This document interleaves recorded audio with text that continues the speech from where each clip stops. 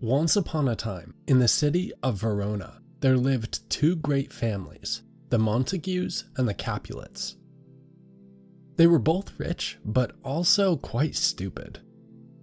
They had an old blood feud, and neither side would let it go. If they did speak, which was rare, it would almost always end in a fight. Lord Capulet was the head of his family, and he planned to throw an enormous party. Predictably, he banned all Montagues from attending, but a young Montague named Romeo desperately wanted to go. His love, Rosaline, was going with a date, and he wanted to follow. Romeo's attraction was strange, since Rosaline was never particularly nice to Romeo. But Romeo wanted to love someone, and because he hadn't met the right girl yet, he chose to love the wrong one. So when the night came, Romeo went off to the party with his two friends, Mercutio and Benvolio.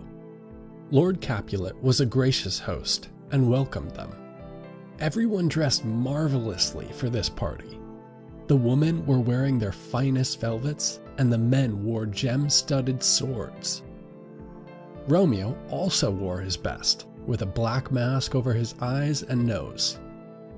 After a while, Romeo saw the most beautiful girl. He completely forgot about Rosaline. But then he's spotted by Tybalt, an enemy Capulet. Tybalt goes to Lord Capulet, but Lord Capulet is too gracious of a host to cause a scene at his own party.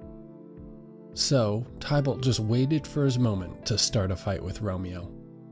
Meanwhile, Romeo approached the beautiful girl. He danced with her, told her sweet words, and kissed her. But then her mother called for her. That's when Romeo realized the girl was Juliet, the daughter of Lord Capulet. The girl turned out to be equally interested in Romeo. She asked her nurse who that gentleman was, and the nurse replied it was Romeo, a Montague. Later that night, Juliet is standing on her terrace overlooking her garden. Romeo came to watch her because he loves seeing her. Not knowing that Romeo is hiding in the garden, Juliet verbally expresses her love for Romeo. Romeo steps out into the moonlight, and the lovers talk for a while. Eventually, they have to go to bed, and the two part ways, with plans to meet up later. The next morning, Romeo goes to Friar Lawrence and begs the friar to marry him to Juliet. After some hesitation, Friar Lawrence consents. Romeo then sends word to Juliet that all is well and they can get married the next morning. Then we learn that Friar Lawrence wants to marry the young couple to end their family's feud.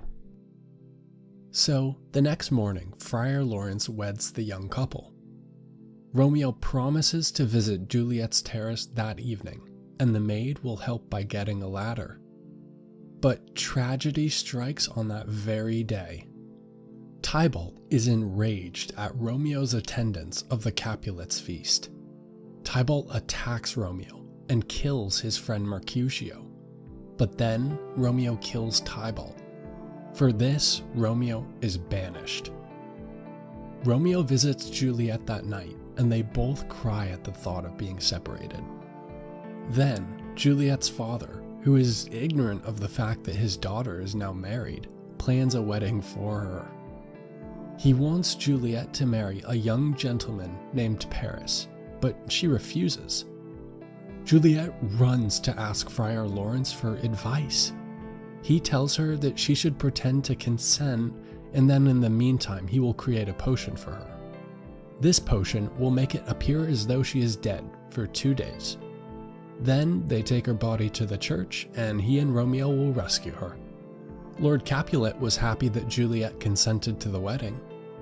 Previously, he had seen her unhappiness and thought that this wedding would resolve her frustration. Unfortunately, it was quite the opposite. That's because Juliet wasn't frustrated about not having a husband. Instead, she was frustrated at being separated from her real husband, Romeo. So the next morning, Juliet's maid comes in to wake her, but she won't wake up. The nurse cries out that Juliet is dead, and her family comes running. They mourn her death and lay her to rest in a tomb. But at this point, Romeo didn't know Juliet was playing dead with the aid of a potion. That's because the friar's messenger got delayed. Making matters worse, Romeo's servant has heard of Juliet's death. Since he knows of their marriage, he runs and tells his master. Romeo weeps for his bride and says he will lie by Juliet's side tonight. Romeo brings poison with him and goes to the tomb where Juliet's family laid her to rest. But he runs into Paris, who was Juliet's groom-to-be. Paris tells Romeo that he faces a death sentence for returning to Verona. Then Paris gets angry and attacks Romeo. Paris loses the fight and dies. Romeo brings Paris into the tomb and lays him by Juliet's side. He talks sweetly to Juliet's motionless body and kisses her cold lips. Juliet is slowly approaching the point at which she'll reawaken. Just before she can, Romeo poisons himself and falls dead. Friar Lawrence walks in and sees the awful outcome. And then Juliet wakes up. She's horrified at the sight of both Paris and Romeo's lifeless corpses. The commotion of Romeo and Paris's fight had roused others. This makes the friar flee in terror. Juliet saw the empty poison vial and knew exactly what had happened here. She took Romeo's dagger and thrust it into her chest. Friar Lawrence eventually explained the entire situation to the two families. Both the Montagues and the Capulets were stricken with grief. The misery finally ended the feud they had been fighting for so long.